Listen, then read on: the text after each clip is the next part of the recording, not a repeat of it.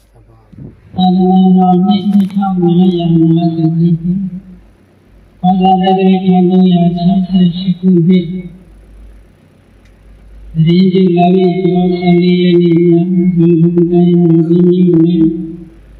နဲ့9ရက်ခွဲဒီအမိကအမယုအတွင်းဝယ်စီကျင်းပပြုလုပ်အပ်တဲ့ဓမ္မတရားဒီခန္ဓာနဲ့မိဘဘုရားကိုဘုရားရဲ့ဥမမောင်တော်နဲ့ညီမများ၏အမတဒါနဓမ္မဒါနအဖြစ်ဖြစ်ဟောကြားအပ်သောကောင်းသောဉာဏ်တရားတရားဒေသနာ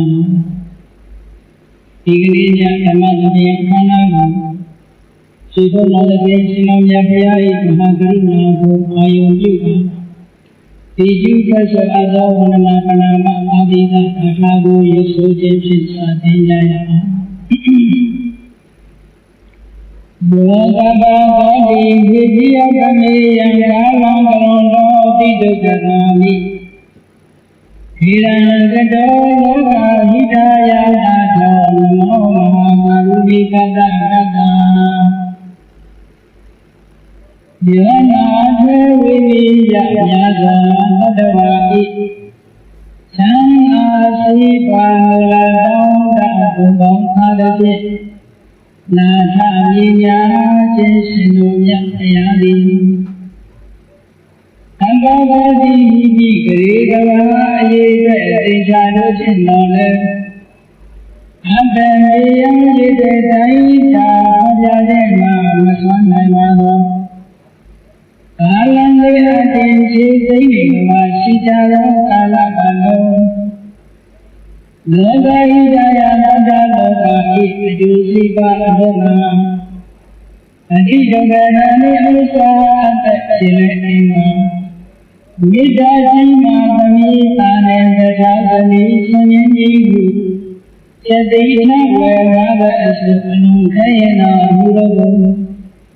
မနောတော်ဘုရားရှိရန်ဤကံကျိုးကိုပါထုတ်တော်မူရသည်ဖြစ်၍ဒီရန်လေးခြင်းများလုံးအသက်ဆုံးရဲ့နှလုံးစေဝံကိုယ်၏ပြမင်းနဲ့တတဘဝအနံချိန်ပန်းများစွာရောက်တော်မူတရားစာရည်မဟာကရုဏီကတတ္တဝါများယေဝတာကဲ့သို့သနာဖြစ်ခင်မဟာကရုဏာရှင်ဖြစ်တော်မူသောသန္တာနာသတ္တဝိနိယညာသာတတ္တဝါဣသံဃာစီပါလာတောင်းတဘုံဘောပါတည်းနာထမြညာသူရှင်တော်မြတ်ဘုရားနမောယောဂီကြောင့်ကြောင့်မင်္ဂလာရေရောယူကျိုးရှိခိုးခြင်းသည်အထုဘဝတုစင်စစ်မသိဖြစ်ပါစေတည်း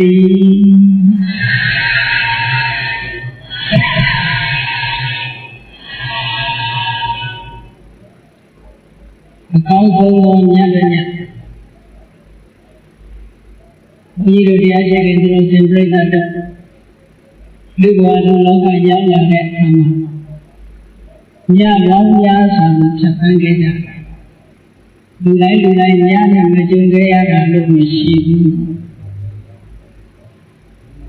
ဒီနေ့မှာဆိုရင်ညပေါင်း365ရက်ရှိတဲ့အတွက်ကြောင့်ညပေါင်း365ရက်9ညဖြတ်သန်းလာခဲ့ကြတာဒီ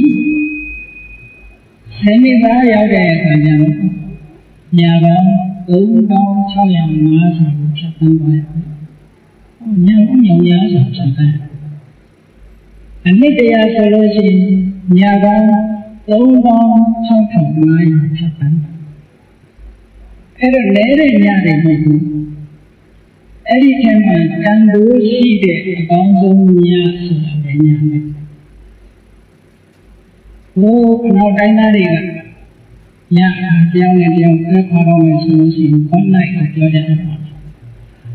ကောင်းကောင်းညဖြစ်ပါစေကဲဘုန်းလိုက်ကိုပြောတာဘယ်ဟာကိုဘုန်းလိုက်ကိုပြောတာကောင်းတဲ့ညဆိုတာကောင်းတာဘာသာရေးနဲ့တိုင်မှာလဲ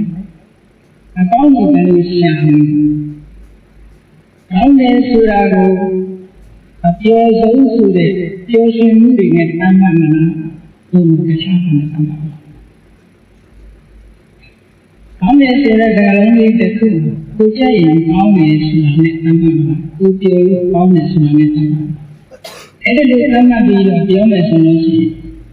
တရားနဲ့တရားကကောင်းတဲ့ညရင်ကျူးလို့မရဘူးနော်ဒီတချို့ကလည်းကောင်းကောင်းအာယုံတွေနဲ့ပြောတဲ့ပုဂ္ဂိုလ်တွေကျတော့ကောင်းသောညဆိုတာသူတို့အကျော်ဆုံးညဖြစ်ပါလေအကျော်ဆုံးညကိုသူတို့ကအကောင်းဆုံးညလို့ပြောနေတယ်နော်ဒီကောင်နဲ့မှလည်းပုံမှုစစ်တို့စိတ်ရှိကြည့်ပြီးတော့အကောင်းဆုံးညကလေးကိုဒီလိုသတ်မှတ်ခြင်းသတ်မှတ်ကြပဲ။ကောင်းကောင်းအာယုံမှာကကောင်းကောင်းရှိကောင်းတဲ့နေပြီးဒီစိတ်လုံးကလည်းပြန်မှာပဲ။အကစားမတ်တဲ့ပုဂ္ဂိုလ်တွေကအညာလုံးလောင်းလိုက်ကစားလိုက်အနိုင်ပွဲတွေအများကြီးရတဲ့ညဒီပုဂ္ဂိုလ်အကောင်းဆုံးညဖြစ်ပါတယ်။ဒီကနေ့ interpretation the problem of interpretation လို့ခေါ်တာ။ဘာသာပြန်ဖို့အဓိပ္ပာယ်ဖွင့်ဆိုပုံတရားနဲ့မတူကြဘူး။ဟုတ်ကဲ့။ကစားသမားကလည်းကစားတဲ့ရှုထောင့်ကနေပြီးတော့အကျိုးဆုံးများကိုသတ်မှတ်မယ်အကောင်းဆုံးများကိုသတ်မှတ်မယ်။ကောင်းကောင်းအာရုံတွေနဲ့ပြောပါတဲ့ပုဂ္ဂိုလ်တရားကလည်းသူက interpretation လုပ်တဲ့အခါကျတော့ဘာသူကြိုက်တဲ့ညသူပြောတဲ့ညကိုအကောင်းဆုံးညကိုသတ်မှတ်မှာပဲနော်။အဲ့တော့အကောင်းဆုံးညတွေတူနဲ့တူအကောင်းဆုံးညတွေတူနိုင်လားတရားကကောင်းဆုံးညလို့သတ်မှတ်တာနောက်တစ်ယောက်ကသဘောတူမယ်မဟုတ်ဘူးနောက်တစ်ယောက်ကသတ်မှတ်တာကိုလည်းနောက်တစ်ယောက်ကသဘောတူမယ်မဟုတ်ဘူး problem of interpretation ဒီဆိုတဲ့နေရာမှာအတိတ်ရဲ့ချင်းမတူတဲ့ပြဿနာ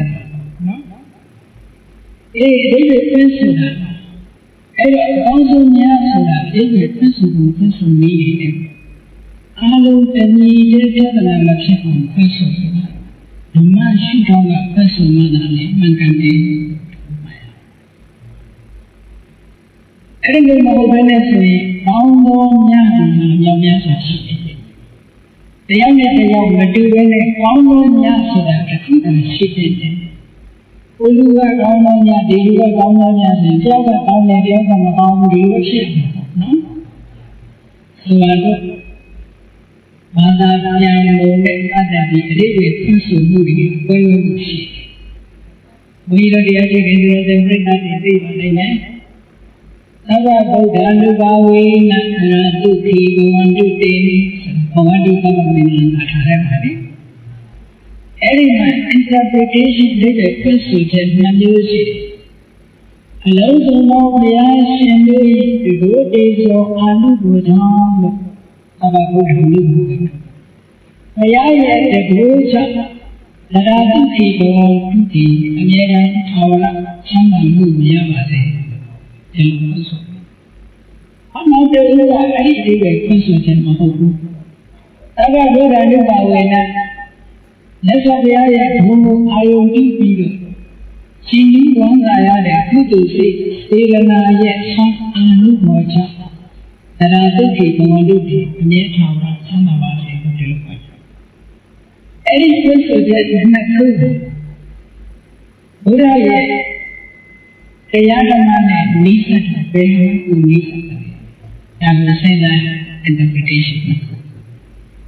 ဘုရားရဲ့ဆန္ဒကိုကြောင့်ချမ်းသာပါစေဆိုရင်ဘုရားဆန္ဒကိုထက်တဲ့နတ်လို့ဖြစ်နေတယ်။နတ်ကိုပဲတဲ့လူတွေနဲ့တော့မတူဘူးလား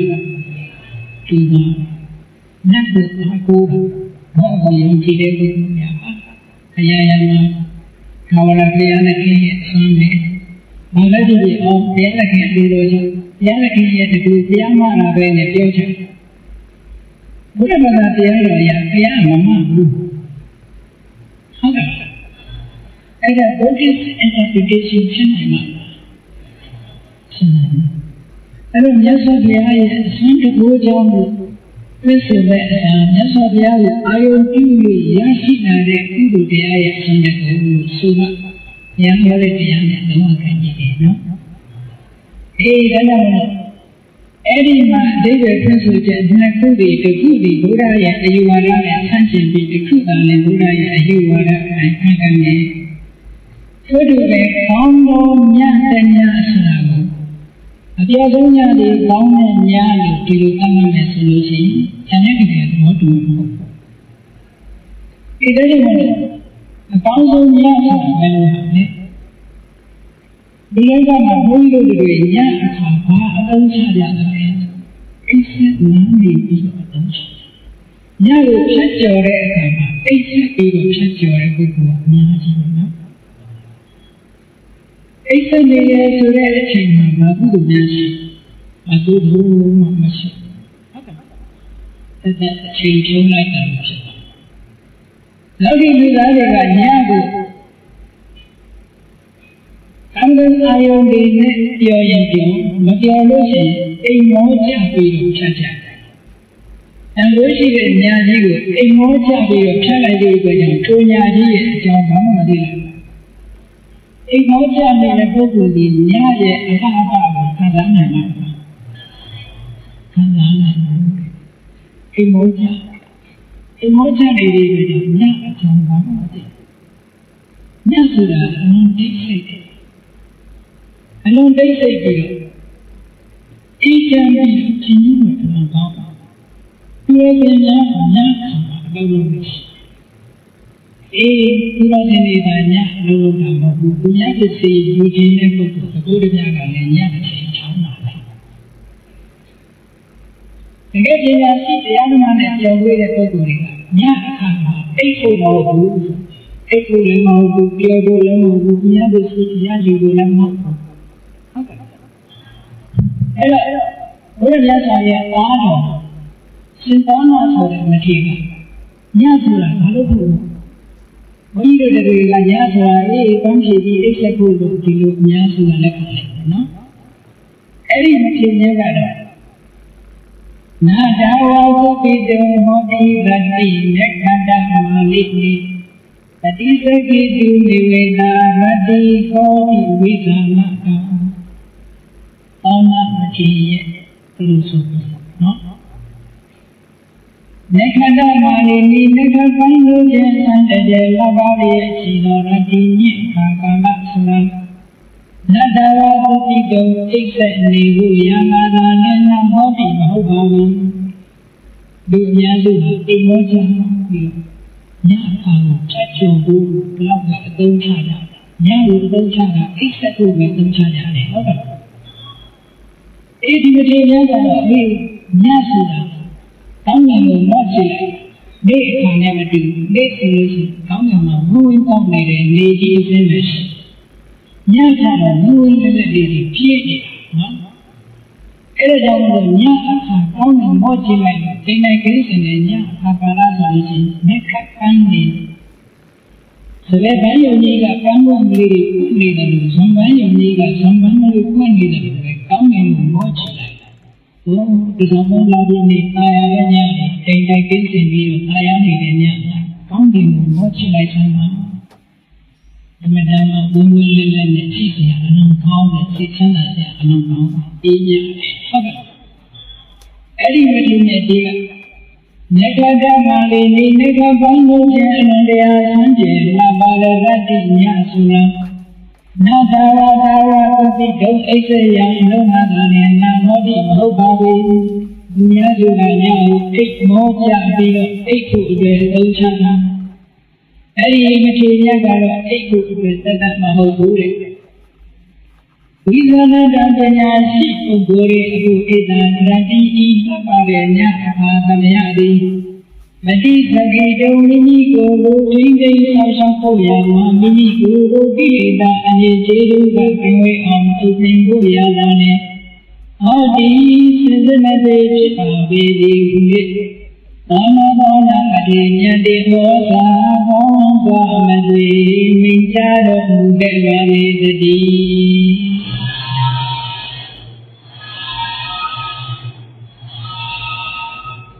ကဲညအပေါ်မှာဆင်ញင်သုံးသပ်တာဒီမတူဘူးနော်တရားဓမ္မနဲ့ပြောလို့ရပညာရှိပုဂ္ဂိုလ်တွေကညဆိုအိမ်မောချပြီးဖြတ်ကျော်ရမယ့်အချိန်မဟုတ်ဘူးပုဂ္ဂိုလ်ကိုမင်္ဂလာချက်ကမေဒီကယ်ချက်ကတာလူတိုင်းလုပ်တယ်ဆရာဝန်တွေစီသွားပြီးကိုယ်စေးရတယ်ဘဝစိတ်တရားစိတ်အမှန်ရေးစစ်စစ်စ Family in the bottom mental check, also check Malay. The desecrated Google, openness, mental check out of your no? And even the other geometry, sick and look at the number. Also, the marination to any land check out. It doesn't Yana Mayasara, except for Mahu, Yana Mayas, the other man, cheating. Buddhist interpretation, Kongo Yasara, Buddha, Velu Kana Yanale, Velu David Pencil. For you are digging Buddha Pencil David Buddha Buddha, Kongo Yadanya, City, so let go and the Kuota City. Adi kata tentang kau. Bada sura kau ika sura aku bada sura nyasi. Kau lo nyatanya ya panjang lo kelsu. Ero, kau ini pulang yoga dulu. Lain lain hanya bang yang satanya. Seni saya itu, tolong saya nasi satanya. Ada dia solusi, tolong coba. Chatan. Nyabongi. Allah chasanya Allah chaya sudah nyabong nyabong. Angci biru chatan nyabong. Kamu mau nyabong. Biar teman ini. Nyabong. Jadi biru biasa gendera dan baik. Jasa biasa biru sana yang rumah. Kamunya beritanya masih uji adina. Jasa biasa kamunya sudah sebelum ini interpretation. Dia pun subjek. Jasa biasa tawaran nanti. Kalau awak tawaran nanti cakap begitu mati yang khusus nama hanya bila orang itu tahu. Sekarang namanya abidin matanya sangat yang suholele yang satu dan dia lainnya hole su matasa. Jaga jadi menikah lama tak dia jadi kerana terkan sudah. Kalau nyari ternyata benya ukol lagi nyasar lagi karena dia boleh sama kita. Eri karena dia boleh nyasar lagi dia yang boleh cinta dengan kita. Oke. Lucu mana boleh dia. Ini yang dia sih kalau dia berikan. Kalau nyari dia dulu ya langsung dia nabi ikut susah. Kalau ni Buddhist interpretation. Kalau nyari teman yang malu, yang saya lihat dengan mukti lagi. Kalau nyari dunia siapa yang berdiri dalam ni. Di dalam agama yang berdi nagadam, jadi jangan nandang abadin sang nagadam. Di dalam hati Kanda dole nama kalian naujung nyalik bawa balik. Naga naga dia jama dole nabi kiki oleh jadi jiwa hari beribadah. Yang jadi kalau masih kerajaan jadi ada kalau masih kerajaan dole kalau masih kerajaan dunia di kajian tauhid ini. Naga surah apa yang menariba si biasa biasa. Kalau nyara lucu, ada itu tentu. Orang dari urusan dia nyara itu. Ada itu ni dengan kali itu. Ini yang mana? Sekarang ni dia. Ada itu yang mana? Menikah mereka Dia ada ayah lama, dalam nasi ada ayah. အဲ့တော့မြတ်စွာဘုရားကအဲ့လိုနေလို့ရှိရင်တော့ကောင်းကောင်းညာဖြစ်နိုင်ဘူးအတိတ်ကိုမပြန်ခြင်းနဲ့ဘာဖြစ်လို့အတိတ်ကိုမပြန်ရတာလဲတရားမြတ်စွာဘုရားတော်မှာအတိတ်ဆိုင်ကြောင်းနေဟောတာအကြောင်းတရားရှိတယ်ဘာဝအနေနဲ့သိကျမ်းနေတာရှင်းချုံးနေတာနဲ့တူတယ်ဟုတ်ကဲ့ဘာဖြစ်လို့အတိတ်ကိုမပြန်ရလို့ပြောတာလဲဆိုရတတိကံပိနန္တံအတိတ်ဆိုတာပြီးခဲ့ပြီအင်းလို့ရဒီနေ့ကဖြစ်ခဲ့တဲ့ဒီနေ့ဒီတိုင်းမှာအဲ့လိုမျိုးညာပြီးခဲ့ပြီမြတ်စွာဘုရားအတိတ်ဆိုတာပြီးခဲ့ပြီတဲ့ဘာလို့ကောင်းမှာလဲဒီစရိတ်တူတည်ဖြစ်ဒီဒါလို့ဆိုလို့ရှိရင်အတိတ်ကိုပြန်မသွားနဲ့အတိတ်ကိုပြီးခဲ့အနာဂတ်ဘုရားတွေကညအဲ့ရဝင်ပြီဆိုလို့ရှိရင်နေ့နေ့မှာဘာလို့ရအောင်အလုံးမရှိတဲ့ဒီကလည်းနေ့စဉ်ကဘာဟင်းလေးစားရအောင်စားတွေးကြည့်အလုံးမရှိတဲ့ဒီကအစားတွေးအလုံးရှိတဲ့ဒီကအလုံးတွေးဟုတ်အဲ့တော့လူကနေတာဒီနေ့သွားနေတာကနောက်တည့်ရဲ့တရားဓမ္မနဲ့နေမယ်ဆိုလို့ရှိရင်အဲ့လိုနေလို့ရှိရင်သစ္စာပန်ကြီးကပြင်းနေဘူးတကယ်ဖြစ်ဖြစ်နေတဲ့အချိန်ခါလာကြီးကတင်ဘာနဲ့အမှမှတူလို့ဆိုပြီးကိုယ်အိမ်ကဖန်ပြီးလူကရှောင်းနေတာနဲ့တူတယ်လူကအိမ်မှာမနေဘူးလူကအိမ်ရပေါ်မှာလဲနေတယ်စိတ်ကတခြားသွားနေတယ်အိတ်ကိုပြန်သွားနေတယ်အနာဂတ်ဘက်ကိုသွားနေတယ်ဆိုလို့ရင်တော့အိမ်ကကြီးကမလုံးကြုံတော့အိမ်ကမလုံးကြုံလို့ရှိရင်တောင်းချင်တာတခိုးတွေကငါဘုရားမှာဟောအိမ်လေးရှိတဲ့ပစ္စည်းတွေကုန်ပါသွားအဲ့တော့မျိုးလိုပဲသစ္စာကံမှာဆောင်းဆောင်းရှောင်းရှောင်းအတိတ်ကိုကြီးပြန်သွားနေမယ်အနာဂတ်ကိုကြီးမှန်းမြော်နေမယ်ဆိုရင်သူပုဂ္ဂိုလ်ရဲ့ခန္ဓာကိုယ်မှာကုသိုလ်ဖြစ်ခြင်းတန်ဖိုးရှိတဲ့ကုသိုလ်တရားတွေတခိုးနဲ့ပါသွားမှာပေါ့လောဘဆိုတဲ့ခိုးသူဒေါသဆိုတဲ့ခိုးသူမောဟဆိုတဲ့ခိုးသူတွေအကုန်ယူသွားကုသိုလ်ဆိုတဲ့ယန္နာတွေဟာအကုန်ပြောင်းသွားမယ်ဟုတ်ကဲ့အေးဒါကြောင့်မို့လို့မြတ်စွာဘုရားနဲ့ကိုတော်မြတ်ကအနာဂတနာဂတ်ကိုလည်းပဲနမတိကင်ခင်ညောတိမနီလီဘာဖြစ်လို့လဲ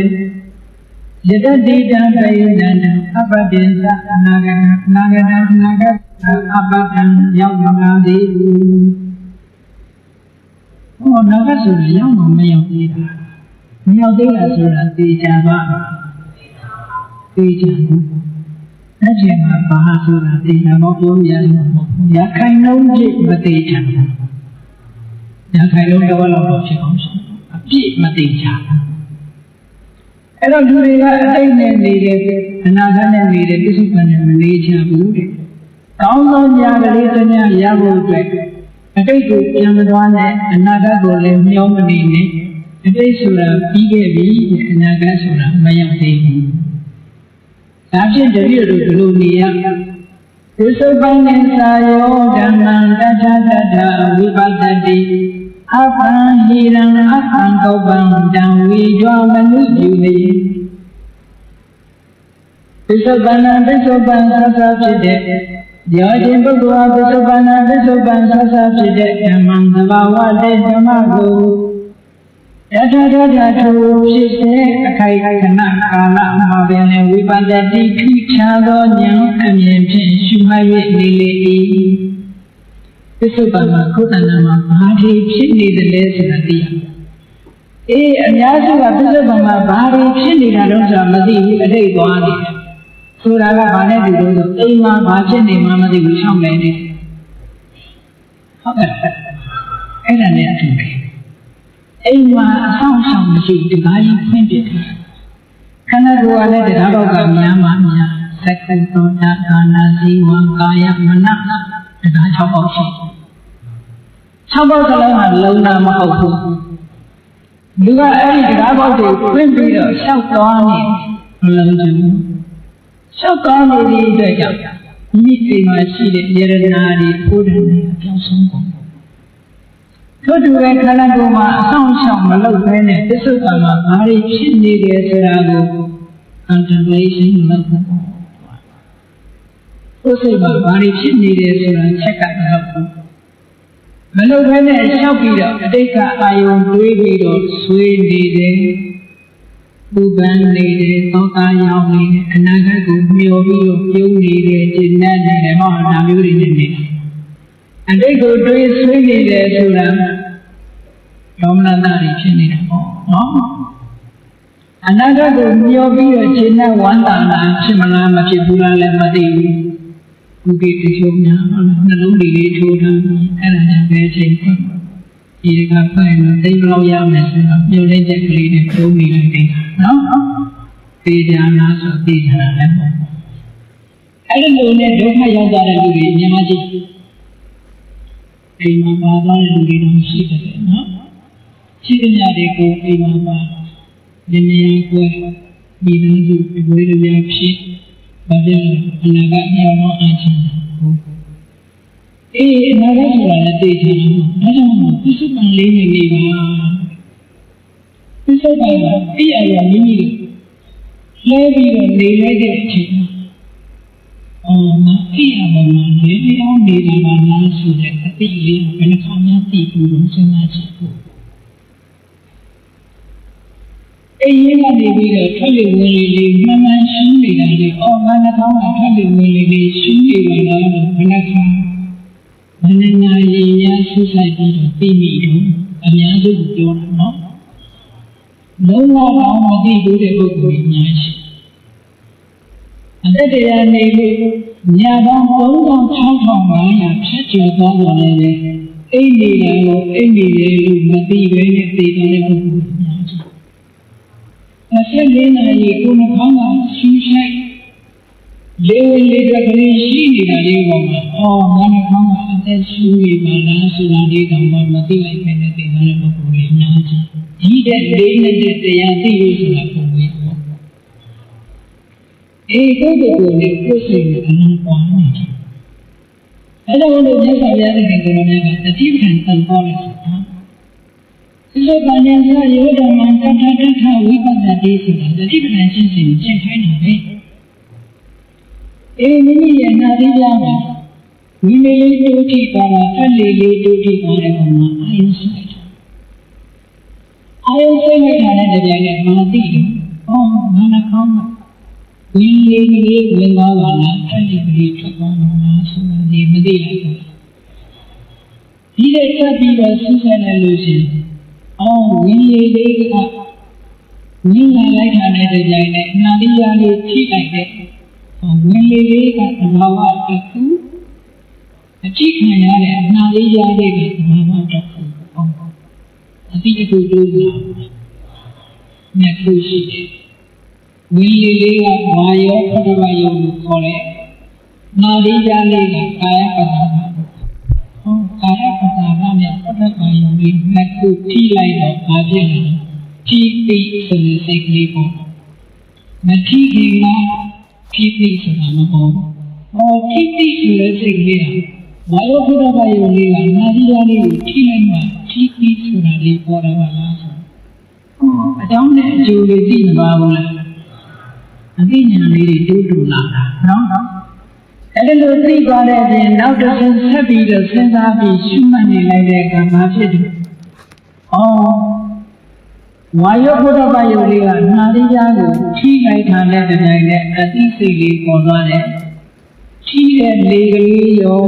အထိခံရတဲ့ကာယပဒါရရောထိတိစိတ်ကလေးရောဖြစ်ပြီးတာနဲ့တပြိုင်နက်ဘယ်ရောက်သွားကြမှမသိဘူး။နောက်ထပ်ဝင်နေလေထိတိထိအောင်သူတို့ရပ်မနေကြဘူးပုံတော့ပါပဲ။ဒါတော့မသိဘူး။အဲ့ဒါ insight knowledge လို့ခေါ်တယ်ဝိပဿနာ။ဟုတ်ကဲ့အဲ့ဒါပစ္စုပ္ပန်နဲ့နေတာဆိုအဲ့ဒီပုံမှာပစ္စုပ္ပန်ဒါတကယ်ကိုပစ္စုပ္ပန်ခြိတိုင်းလေးသိအောင်လုပ်နေတယ်နာရီယာကလေးဝင်လာတဲ့အခါမှာခြိတဲ့အခါသိလိုက်တယ်ထပ်တဲ့လေးကနာရီယာမှာထိလိုက်တယ်ထိလို့သိလိုက်တယ်သူအတိလေးနှစ်ခုဒီ momentary အချိန်ပိုင်းလေးရှိတယ် different moment Tiyo, Williga Tilo Tia, Chimaili, Tadili, Tia, Chimaili, Naku, or China. Willi Tia, Chili, Tadili, Tilo Tia, China. That be only your soma.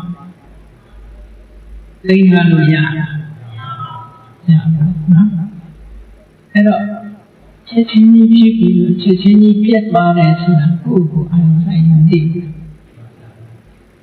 Oido de data senatino. We cannot go even see about what they are in. It was a Johnny Chilada Nila Lucy. The Centaur to Nere Yamu cannot like a Johnny Baby of Chilada. People go. They are no? And I waited to live at the market. All the state and live at the any more of me, I only narrowly know when I had and neither are lady like it. Any Nina Lila could take her is in Boba, Majaka was in Boba. And I laid down at I know that. Whenever I do it, and I know that.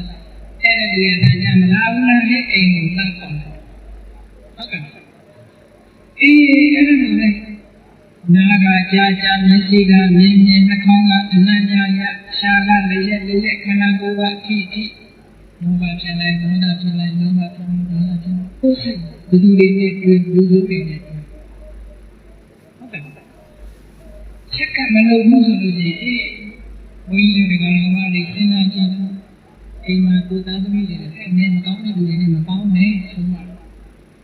có nên mà báo mẹ được hay không này mẹ đuôi trai mà có nên đuôi ta phải cô thấy cái mà cô đỡ anh em bao này cho đó mà có nên mà báo này mà kêu đó ta cái nào chuyện này mà có nên đến xây đi mà có nên đó là này mà báo này rồi cái sao mà kêu gì chắc chắn là không cần cô thấy cái là đó mà nghe con này lên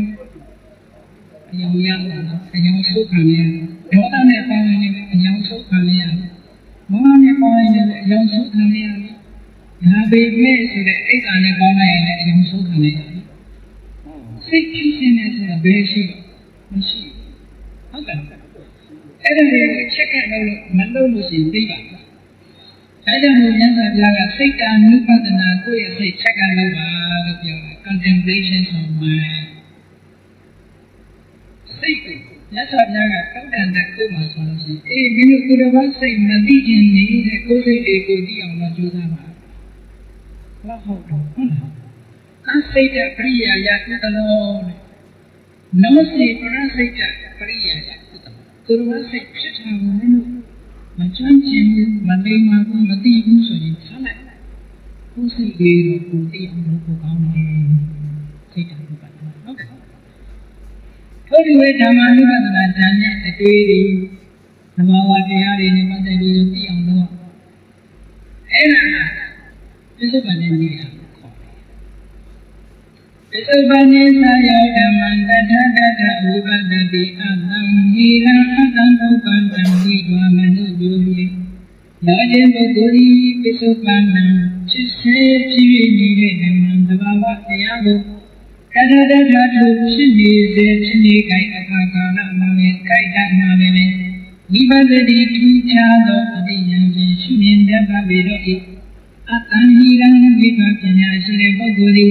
Atanhiran, Canada, Yoga, Sasonia, Mabaya, the Adanto Bandana, the Hero, just see you, Mabaya, the and over the Nanya, Kayan Lotus, Alidia, Tara, Digi Tanari, Amidama, Lamare, Guru Sarate, Pagada, Edible Parmesan, Kaima on Lotus. Who is Chingi, Kaima on Lotus? No? Anai and Tanari, you got Sesame, Mazaya, Leo. Anango Bandanari, you young Jesse, Mazaya, Leo, and to be better than young Beauty. While they white at Avidi, who you are, she will not let him, Sinada, Payadi. Hãy subscribe cho kênh Ghiền Mì Gõ để không bỏ lỡ những video hấp dẫn.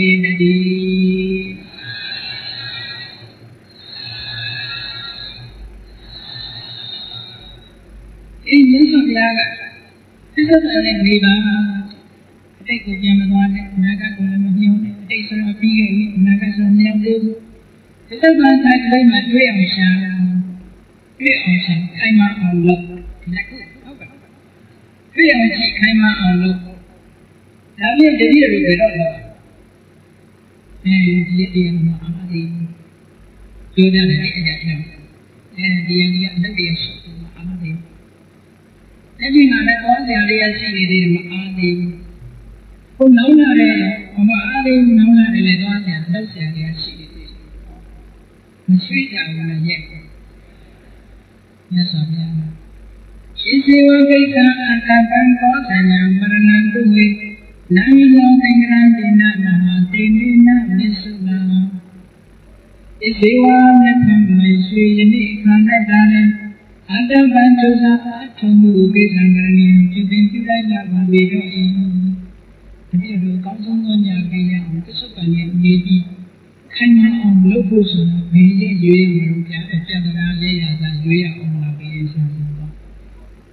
မြတ်စွာဘုရားကခဏလေးလုပ်ဟုတ်ကဲ့အခုလုပ်လို့ပြောတာနော်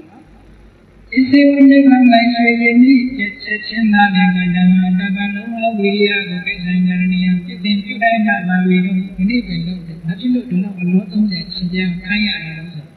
သောစိညာမရဏတုဝေဒီလေးနဲ့ချင်းကမှာမရဏသေမလားရှင်လားဆိုတာကိုသောစိညာဘယ်လိုပိုင်ပိုင်သိနိုင်မှာမြင်နေသိနိုင်မှုပဲ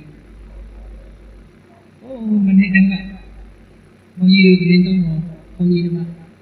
မြေမြုပ်ပေါ်တက်တယ်မြေမြုပ်တက်သွားတယ်သူ့တကားပြောင်းရန်ကုန်ကနေပြီးတော့တန်း30ရှင်များပဲရောက်တော့မြေမြုပ်ရအဲ့ဒီမြေမြုပ်ကနေပြန်လာတဲ့အခါညနေ6ရောက်တော့အဲ့ဒီတကားဆုံးလို့တဲ့တရင်ရောက်ဒီနေကတည်းက30တည်တာဟုတ်ကဲ့မယုံကြည်နိုင်တရားကြီးဒီနေက30တဲ့အေးတယ်လို့ကြားတယ်မဟုတ်ပါဘူးမဟုတ်နိုင်ဘူးနေနေအတော်သားမရှိဒီမြို့မှာ30တည်တယ်နဲ့ပြောဟုတ်တယ်ဓမ္မကြီးတရားအေယာဝတီတိုင်းကဓမ္မကြီးတရားအတုဝသွားနေတယ်အတုဝအိမ်ကအစဉ်သူလေးလဲကြပြီးဆုံးသွားကဲပြောလို့ရဘုန်းကြီးတို့ရဲ့ခမည်းတော်ကြီးဦးစိန်ကြီးကခဏဝါရအတုဝသွားတာအတုဝသွားရကနေပြီးတော့အတုဝမှာသင်္ကန်းလေးတစ်ထည့်သွားသုံးမယ်ဆိုပြီးတော့သွားရတာအဲ့ဒီမှာပဲနေချက်လဲကြပြီးဆုံးသွားကျမ်းရညဘူးတန်တဲ့မြတ်စွာဘုရားကောသိဉာဏ်မရဏတုဝေမရဏတုသေသွေနဲ့ပြန်လာမှာမရဏသိမရှိမဲဆိုတော့ကောသိဉာဏ်ပဲသူပိုင်ပိုင်သိနိုင်ပါပြီဘာဖြစ်လို့မသိနိုင်တာလဲမဟာသေနေနံသစ္စာနာဟိနောသင်္ကရံဒေနမဟာသေနေနံများသောစိတ္တိဘုရားလက်နဲ့ရှိသောဒေနမစ္ဆုနာထိုသိနေနှင့်သိနေအောင်မြင်ဘူးလားအဲ့မမြင်ဘူးရင်မှန်မှထောင်းကြည့်မနဲ့မှာပေါ်လာတာသိနေမယ်ဟုတ်လားသိနေဆိုတာတခြားကလာတာမဟုတ်ဘူးမြတ်စွာဘုရားခန္ဓာ၅ပါးပြီးတတ်တတ်တော်ကြောင့်သိနေနဲ့ဟုတ်ကဲ့ဘုန်းကြီးတို့အကျဉ်းမှာဒီမှာကြီးတယောက်ရှိတယ်အသက်90ကျော်ပြီသူ့ဒီမှာကြီးအသက်လောက်ရှိပြီးတော့မင်းရှိဆိုးတယ်ကိုတော့အသက်20ကျမ်းမှာနဲ့တိမ်နေချတော့ဆုံးအဲဒီပြောနေတဲ့လူကတိမ်နေမှမသိဘူးတိမ်နေကပြောနေတိမ်နေချတော့တိမ်နေဆိုပုံလို့ရတယ်မဟုတ်ပဲမှန်တဲ့ထောင်ကြီးပေါ်နေမှာအမျိုးမျိုးဟုတ်ကဲ့စပင်းအမျိုးမျိုးညညာအမျိုးမျိုးတိမ်နေကလည်းချလာမှာမဟုတ်ပဲဘုန်းကြီးတို့ကတော့တိမ်နေဆိုတော့တော်ဆိုးတော့ဘယ်အမျက်လာနေပါလဲဒီပေါ့နေတော့နောက်တော့တိမ်နေဆိုဒီခန္ဓာ၅ပါးပဲအဲ့လိုမျိုးဆိုရင်သုံးတန်တဲ့ခုယောဂိကဝိခန္ဓာဥပါရောဒုက္ခတိသောဥပါရောမောဂနာတိတိသနာမရဏတအာတုဘာဝိကဝိစိကာညာနဲ့ဒုပနာယောဂိဥပါရောဖြစ်ပေါ်၍နိုင်ခြင်းအတ္တိရှိဧသောဥပါရောဤယုတ်တရားရဲ့ဖြစ်ပေါ်ခြင်းဤဒုက္ခတိသောဥပါရောဒုက္ခသာဆင်းရဲဒုက္ခဥပါရောဖြစ်ပေါ်လာခြင်းနဲ့ယုတ်တရားဖြစ်တဲ့ဒုက္ခဖြစ်တာမောဂနာယောဂကိုရဲ့ဖြစ်တည်ပြီးရှိရလာခြင်းနဲ့ခန္ဓာယောဂရဲ့ယောဂရမှာဒီလိုမှမရိကချက်ကတန်လို့တရားလို့ဆိုမှဘာယောဂမှမရှိဘူးလေသူပြောမနေနဲ့ကိုရတာယောဂကြီးအထာနာဟုတ်ကဲ့ပါ လူတိုင်းပါရယောဂါရသရမရဏသပါတုဘောအိုချင်းတရားသိချင်းတရားကိုမင်းသိမင်းတွေပါတုဘောသင်္ချာပေါ်လာခြင်းနဲ့ခန္ဓာချင်းရလိုက်ကြတဲ့အခါကိုပူရဏနာတိယောဂါတွေအကုန်နဲ့ဒါတွေကိုခေါ်တာတခြားခေါ်တာမဟုတ်ဘူး။တရားတို့စုသွားကြည့်လိုက်လို့မယောဂါရှိတယ်လို့ဆရာကတတ်မှတ်တယ်ဝမ်းမနေနဲ့မရှိဘူးဆိုလို့လည်းဝမ်းမလာတူတူပဲမရှိတယ်လို့မရှိတယ်လို့တူတူဟုတ်ကဲ့တော့ကြာရှိတဲ့လူကလည်းမတည်ဘူးမရှိတဲ့လူကအရင်တည်းချင်းနေသွားအဲ့တော့ဝမ်းသာခြင်းဝမ်းနေခြင်းတစ်ခုမှမထားနဲ့ဘာဝပဲဟုတ်ကဲ့မရှိဘူးလို့ပြောတာသူမတွေ့လို့ပြောတာပေါ့မြတ်စွာဘုရားကတော့သိတယ်လေခန္ဓာ၅ပါးယောဂပဲဒီကဘာဝကိုကြည့်မယ်ဆိုတော့တဲ့ဟုတ်ပါဒါကြောင့်မြတ်စွာဘုရားမဟာသိနေကများသောစိတ္တိဘူဝါရှိတော်ဆိုတာစိတ္တိဘူဝါရှိအောင်လည်းမကောင်းဘူးသူ့မှာလက်နဲ့လည်းအများကြီးသိနေမှာလက်နဲ့လည်းအများကြီးဘာတွေ96ပြလို့ပြောနေ96ပါးရုပ်ရနာတွေသူ့ရဲ့လက်နဲ့အမှန်တည်းသူ့မှာပိုးတော်ပေါ်သေးတယ် HIV တဲ့ဟုတ်ကဲ့ဒီ AIDS တဲ့ကုမာရကလည်း H5N1 နဲ့နားလေးတဲ့နောက်ထပ်နောက်မလောက်မှမသိဘူးသူကလည်းအနုကြီးဘုံခွင့်လို့ပဲလက်နဲ့ကတဲဆိုတော့ဟုတ်ကဲ့ကျန်တဲ့သူတွေတော့ဘာလို့ပေါ်လာသေးတယ်နော်ဒါကြဘာလို့ကနေကောင်းဘူးတွေပါပေါ်လာအောင်မသိဘူးကက်ထန်ဘလူးလို့ပေါ်ရင်ပေါ်လာအောင်မသိဘူးအဲ့တော့လောကကြီးမှာလူကိုသိစေနိုင်တဲ့လက်နဲ့သဘောတွေအလုံးတရားမှများလူတွေလုံးတဲ့လက်နဲ့ကလည်းအများကြီးယောဂဆိုတာတွေကလည်းများအဲ့ကြောင့်မို့အားလုံးကသင်မြင့်ရဲ့စိတ်တွေပါလေရှိတယ်လို့ဆိုမဟာဒေဝီများများသောစိတ်တွေပါရှိတော်ဒေနာမေဆုနာသောသင်မြင့်နဲ့သင်္ကရောသင်္ကရဆိုတာအဲ့ဒီပုဂ္ဂိုလ်သွားပြီးတော့ငြိမ်းချမ်းရေးလို့လည်းများတယ်သင်မြင့်နဲ့သွားငြိမ်းချမ်းရေးလို့ခံရပါဘူးအေးငြိမ်းချမ်းရေးလို့မရလို့ရှိရင်လည်းလက်ထိုးမယ်စိတ်တစ်ထောင်ပေးမယ်ပတ်စံချမ်းသာတာဟုတ်ဆိုစိတ်တစ်ထောင်ပေးမယ်ဒီနှစ်ထဲတော့မသိတယ်ဘူးเนาะအသက်တရားကြည့်မှမသိဘူးမသိရသေးဘူးစိတ်တစ်ထောင်ပေးပြီးတော့သူ့သက်ထောင်ထိုးနိုင်ရောရမှာအေးတော့ဆိုးတဲ့ကောင်မဲ့အမှုညူလို့ဆွမ်းသက်တဲ့ပါဝါပူဝဲပုံနေနဲ့တိုက်မယ်ဆိုရင်ရောရမှာအပေါင်းသိခက်ဟုတ်လားအဲ့ဒီလိုအပေါင်းသိခက်တယ်ပေါင်းသိမှုဖြစ်တာကိုသင်္ခရလို့ခေါ်တယ်ဆင်းရဲလို့ရရင်သင်္ခရလက်ဆောင်ပေးလို့ရတယ်သင်္ခရအခုမိတ်ဆွေခွဲလို့ရတယ်သင်္ခရဒီနည်းကျတော့မိတ်ဆွေခွဲလို့လည်းမရဘူးဆွေးနွေးလို့လည်းမရဘူးအပြတ်ထိုက်လို့လည်းမရဘူးတဲ့ဒီဘက်ကမှလို့မရဘူးတဲ့ဒါကြောင့်မို့လက်မြောက်တော့အရှုံးပေးနှလုံးအေးတဲ့ဆေးဆိုတာအသိနေတယ်အားလုံးကဒီတိုင်းပဲသင်္ကရောငြိမ်းချမ်းရေးစကားကိုဆိုရင်လက်ဆောင်ပေးခြင်းအပြတ်တိုက်ခြင်းလို့ဆိုတဲ့ဆောင်ရွက်မဲ့ကိစ္စမျိုးนี้လောကတို့မှာနာအထိမရှိပါသေးဘူး။ဘဂဝါရှိခိုးလုံးနဲ့ခင်ရှင်တော်မြတ်မြတ်သည်ဟောစာပေါင်းသာမသိဟောကြားတော်မူခဲ့ပါ၏တည်း။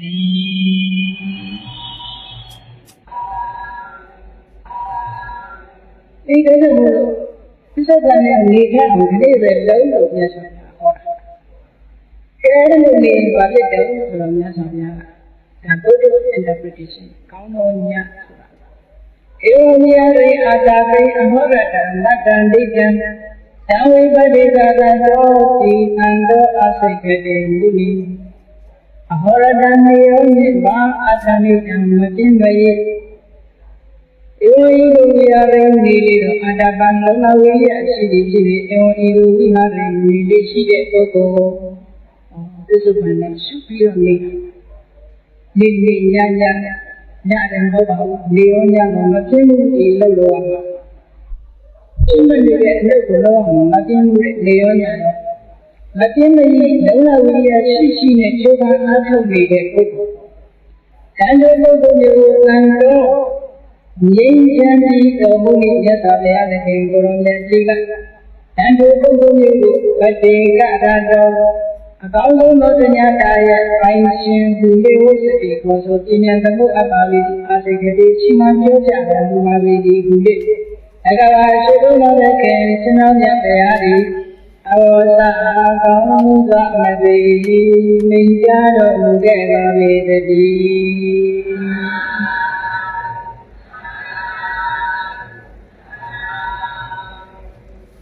အဲ့ဒီကိုတွေးပြီးတော့မနေနဲ့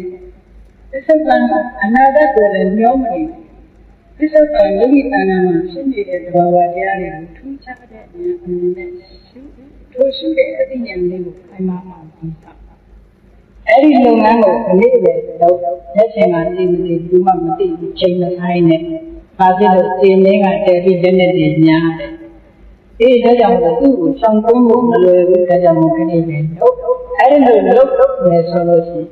အကောင်းဆုံးသောညာလေးနဲ့ညာတိုင်းရှင်ပုဂ္ဂိုလ်ဖြစ်ပါလိမ့်မယ်ကိုယ်နိုင်ဆိုတာနဲ့ဒီကိုယ်နိုင်ရှင်မှာမဟုတ်ဘူးဟုတ်ကဲ့ကိုယ်နိုင်ဆိုတာတကယ်ကိုယ်နိုင်အဲ့ဒီလိုနေမှတကယ်ကိုယ်နိုင်ဖြစ်တယ်ဒါ Buddhist interpretation ဘုရားဘာသာပြန်ဆိုသက်ဆုံးတယ်ကောင်းသောဉာဏ်ပိုင်းရှင်တွေအားလုံးဖြစ်ကြပါစေ။အဗျာလေးတစ်ခုကိုလိုက်ဆက်ပြီးတော့ဘုရားဝတ်သိညရအောင်။အတိတ်ကိုတွေ့မစေးနေနဲ့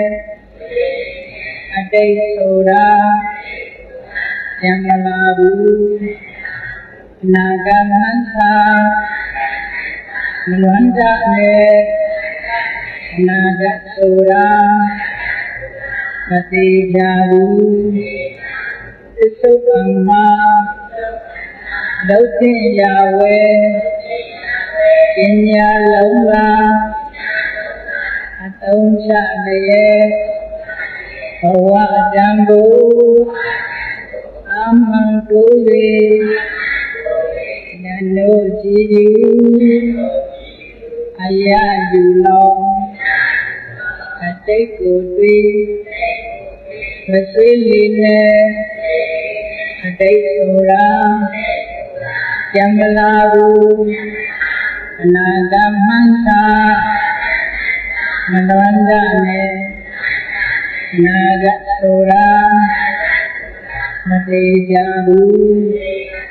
သစ္စုပ္ပန်မှာလောက်သိရဝဲပညာလုံးလားအသုံးချလျက်ဘဝတံကို